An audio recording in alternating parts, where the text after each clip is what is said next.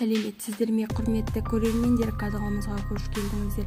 Әлемдегі және Қазақстандағы жаңалықтарды алғашқылар қатарынан біле отырғыңыз келсе, арнадағы подписаться және бір ғана лайк түймелерін баса отыруды ұмытпаңыздар. Лайк басқан қолдарыңыз дерт көрмесін. Ал ендеше бастадым.